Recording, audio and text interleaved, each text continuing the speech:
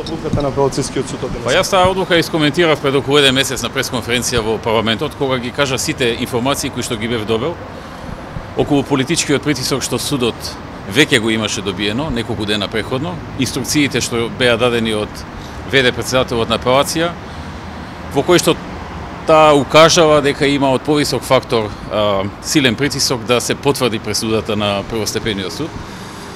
Како што знаете, станува збор за политички прогон, за политички монтиран процес кој што се тера. Единствено нешто што се промени од таа пресконференција беше што одложија за после референдумот наместо пред референдумот како што во тој момент беше планирано. Другото е тоа.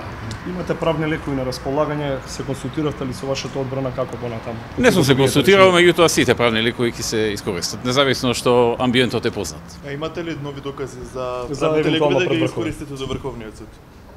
Како? Нови докази дали имате за правните лекови да ги искористите? Има толку многу докази што нема потреба за никакви нови докази. Станува збор за класичен политички прогон, станува збор за обвинение во кое што му обвинуваат дека сум влијал да се купи возило со цел покрај другите и јас да сум се возил во него. Решението дали го добивте? Да. Не сум добив.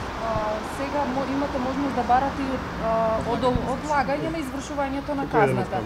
Вие сте и пратеник во собранието каде што таму се случуваат многу големи работи. Дали може тоа одлагање во некоја конотација да зависи од актуелната политичка состојба, па да евентуално се спасите на некој начин? Вашиот глас да биде корисен, да кажеме, во собранието? Не, јас нема да ги подржам уставните измени. Јас не можам да го изневерам народот.